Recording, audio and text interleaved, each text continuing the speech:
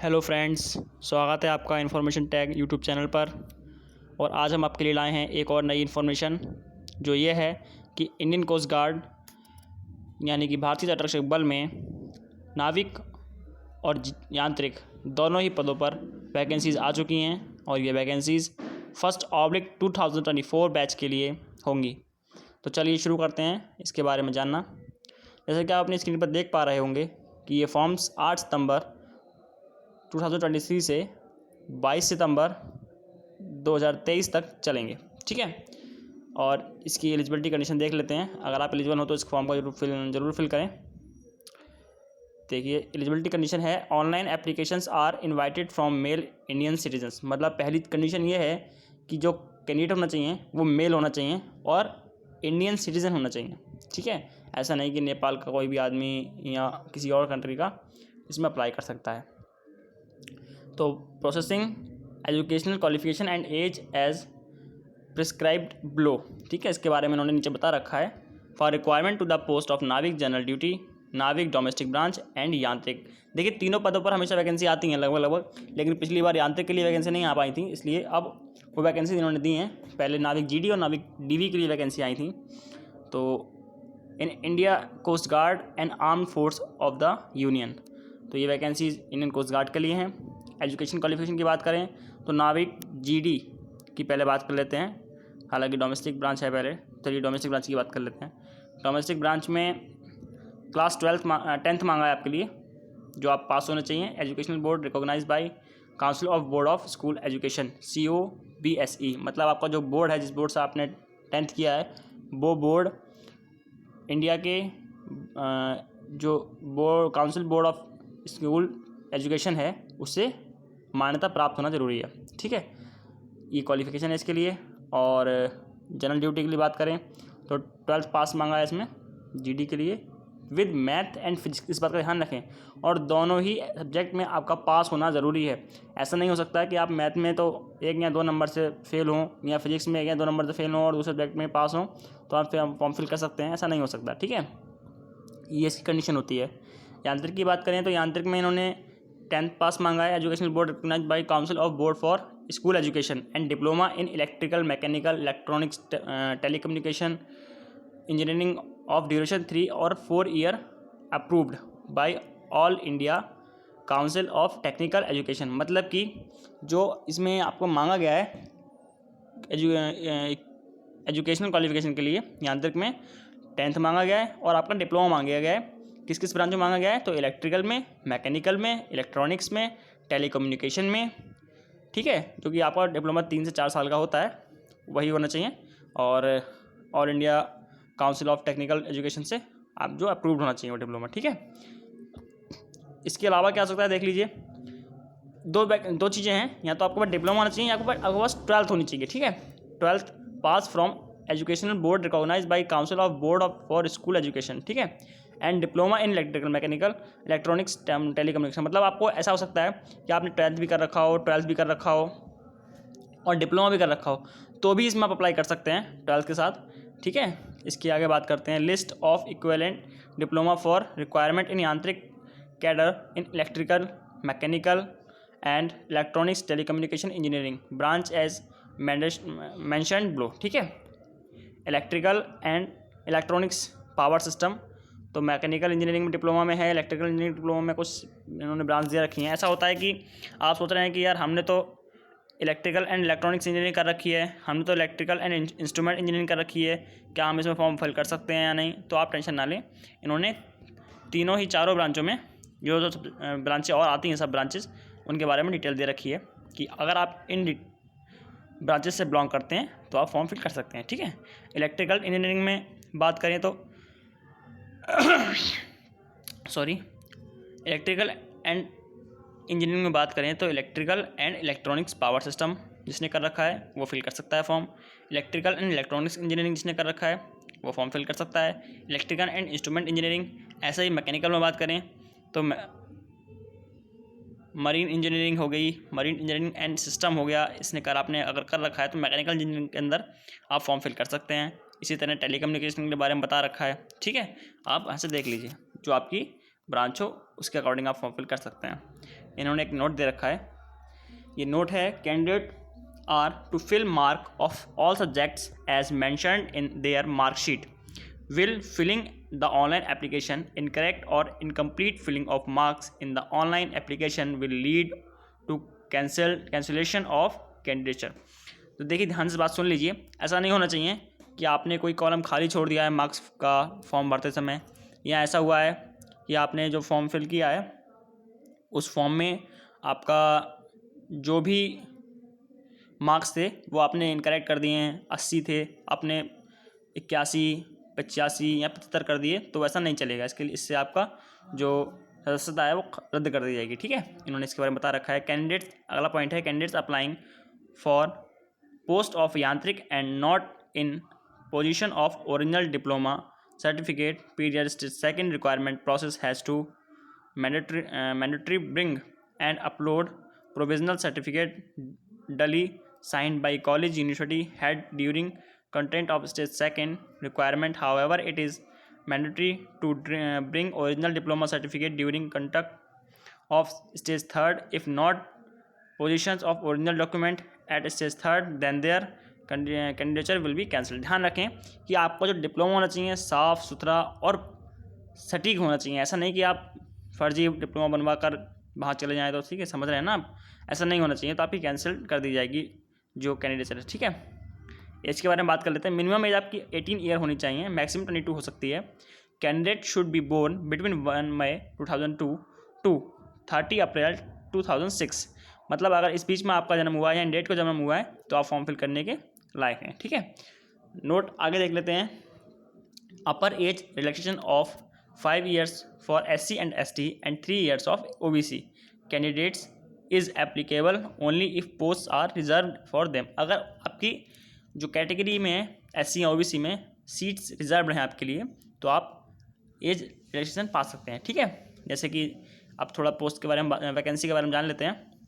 ठीक है, टेंटेटिव है ये, फिलहाल मैंने लिख रखा है कि vacancy the tentative number of post for category wise requirement is as follows. मतलब कि टेंटेटिव है, ऐसा नहीं ज़रूरी नहीं है कि 104 ही वैकेंसी होंगी जनरल में, ज़्यादा भी हो सकती हैं कम भी हो सकती हैं. ठीक है, पोस्ट के बारे में बात कर लेते हैं. तो नाविक जनरल ड्यूटी यानी GD के लिए बात करें तो जनरल के लिए 104 वैकेंसीज़ हैं, EWS की 27 हैं, OBC की 52, ST की 35, SC की 42 और टोटल वैकेंसीज GD में 60 हैं. ठीक है, डोमेस्टिक ब्रांच के लिए बात करें यानी DB के लिए तो जनरल के लिए 12 वैकेंसीज़, EWS के लिए 3 वैकेंसीज़, OBC के लिए 9 वैकेंसीज़, ST के लिए 2 और SC के लिए 4 वैकेंसीज़. इस तरह यहाँ पर टोटल वैकेंसीज 30 हैं. यांत्रिक मैकेनिकल के लिए बात करें तो 10 वैकेंसीज़ हैं जनरल कैटेगरी के लिए, 6 वैकेंसीज़ हैं EWS के लिए, OBC के लिए 4 वैकेंसीज़, ST के लिए 1 और SC के लिए 4 वैकेंसीज़ यहाँ पर हैं. तो टोटल मिलाकर आपकी 25 वैकेंसीज़ मैकेनिकल में. ऐसा ही सेम इलेक्ट्रिकल में 8 वैकेंसीज जनरल के लिए, 3 वैकेंसीज EWS के लिए, OBC के लिए 4, ST के लिए 2 और SC के लिए 3. इस तरह 20 वैकेंसीज आपके लिए यहाँ पर आई हैं. इलेक्ट्रॉनिक्स में 6, 1, 5, 1, 2 इस तरह से रेशियो है आपका. 15 वैकेंसीज आपकी आई हैं. ठीक है, उम्मीद करता हूँ आप समझ रहे होंगे. इसके बाद बात कर लें अगर द वैकेंसीज आर टेंटेटिव, मतलब कि वैकेंसीज जो हैं टेंटेटिव हैं, ऐसा नहीं है कि इतनी ही फिक्स हैं, बढ़ भी सकती हैं. ठीक है, कम तो नहीं होंगी वैसे, लेकिन बढ़ सकती हैं वैकेंसीज. आप सिलेक्शन प्रोसेस की बात कर लेते हैं. The selection procedure of candidate is based on the India order of merit based on their performance in stage 1st, 2nd, 3rd and 4th, explained in detail at para 6, meeting the laid down medical standard during medical examination and the number of vacancies available for the post, clearing of stage 1st, 2nd, 3rd and 4th and satisfactory performance in देख ध्यान से सुन लीजिए इस बात को कि जो आपका सिलेक्शन प्रोसेस है वो फुल्ली 4 स्टेप्स पर बेस्ड रहेगा. ठीक है, और ये ऑल इंडिया लेवल पर मेरिट आपकी लगेगी. ठीक है, ऐसा नहीं कि स्टेज वाइज हो, ये ऑल इंडिया लेवल पर लगेगी. ठीक है, फिलहाल में इस एग्ज़ाम में नेगेटिव मार्किंग नहीं होती है. अब से इन्होंने 2023 से मतलब 1/2024 से इन्होंने ये रूल कर दिया है कि आपके स्टेज फर्स्ट के बाद जिस दिन आपका मेडिकल और PFT होगा उसी दिन आपका एक, जैसे एयरफोर्स में SRT टेस्ट होता था, ऐसा ही कुछ ऐसा टेस्ट होगा यहाँ पर. ठीक है, ज़्यादा कोई टेंशन लेने वाली बात नहीं है, लेकिन फिर भी वहाँ पर वो टेस्ट कराएंगे. इसके लिए पॉइंट्स देख लेते हैं. Photograph of candidate is applicable from with facial features, physical appearance of the candidate at stage first, second, third and fourth. ठीक है, ऐसा ही होना चाहिए। ऐसा नहीं कि आपने फर्स्ट में अपने फॉर्म में कुछ और भर दिया और बाहर लेकर कुछ और फोटो चले गए, ऐसा नहीं चलेगा।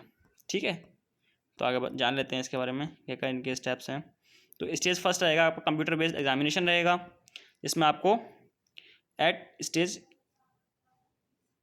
ठीक है, देख लीजिए आप ध्यान से।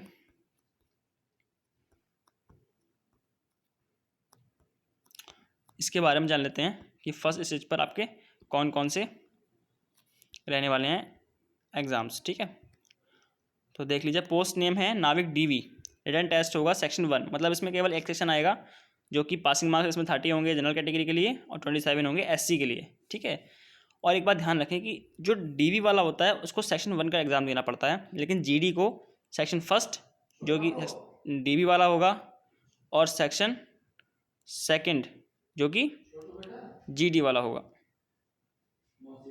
ठीक है, दोनों ही होंगे, और इसके लिए पासिंग मार्क्स आपके होंगे पहले सेक्शन में 30 और सेकंड सेक्शन में 20। ठीक है, जीडी में, ईडब्ल्यूएस और जनरल कैटेगरी और ओबीसी के लिए। ठीक है, लेकिन एससी एसटी के लिए आंकड़े अलग हैं। 27 17 का आंकड़े यहाँ पर टोटल 44 वैकेंसीज, मतलब 44 मार्क्स मांगे जाएंगे एससी एसटी के लिए पासिंग।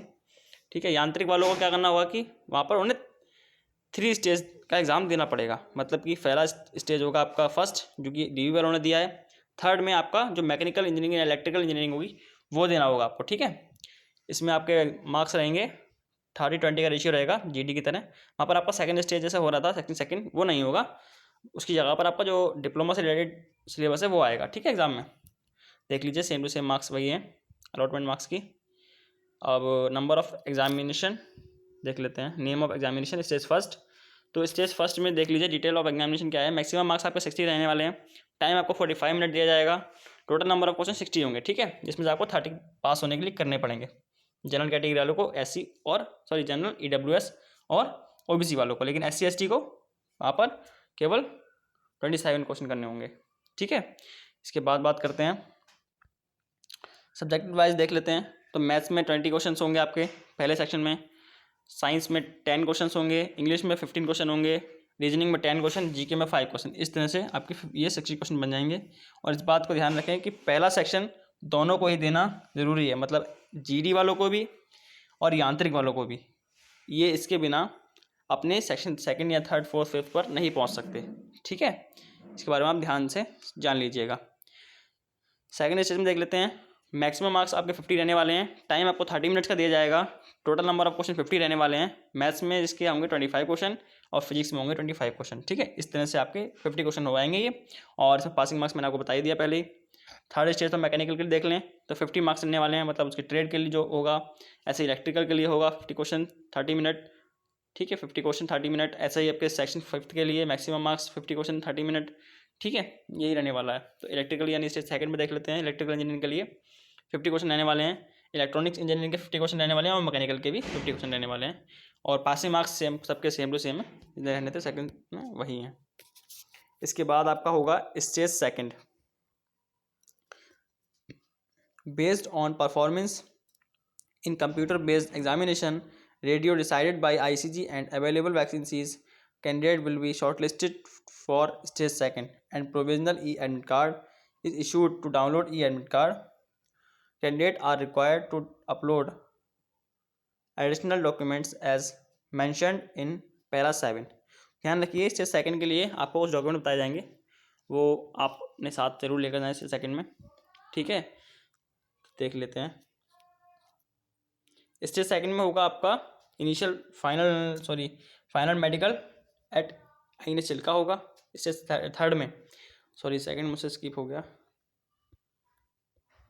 सेकंड में आपका सबसे पहले होगा, देख लीजिए, ये जिसके बारे में बताने वाला था वो टेस्ट है, ये असेसमेंट एंड अडेप्टबिलिटी टेस्ट। मतलब इसी टेस्ट के लिए सारे यूट्यूब चैनल्स जो हैं इस समय शोर मचाए पड़े हैं, क्योंकि यहाँ पर थोड़ा चेंज आया है। ये टेस्ट पहले नहीं होता था, इसी साल से ये टेस्ट इन्होंने इंक्लूड किया है।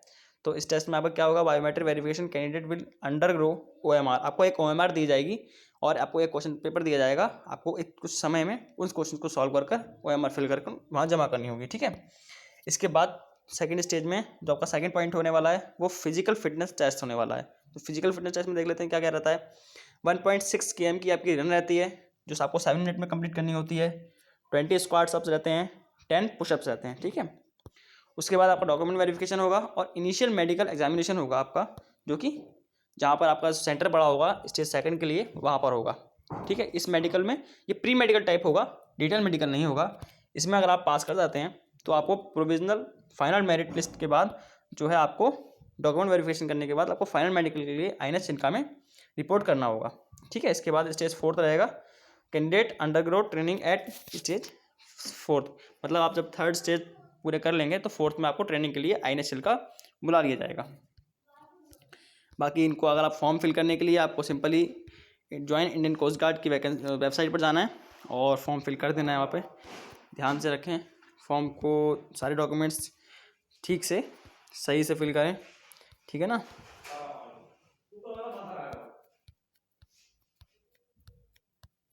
बाकी एग्जामिनेशन फ़ीस जान लेते हैं कितनी है। तो एग्जामिनेशन फ़ीस है इसकी 300 रुपीज़, ठीक है, जो आपको पे करनी होगी। आपको एग्जामिनेशन सिटी भी आपको अपने पास की देख लेना, 30 kilometre from the current address then the nearest examination city. आपकी नियरेस्ट एग्जामिनेशन सिटी जो होगी वो 30 किलोमीटर तक आपको बढ़ सकते हैं, ठीक है।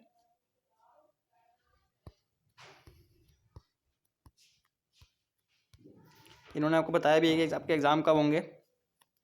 GD DV और यांत्रिक के लिए फर्स्ट स्टेज का जो एग्ज़ाम रहने वाला है वो मिड या एंड दिसंबर में रहने वाला है।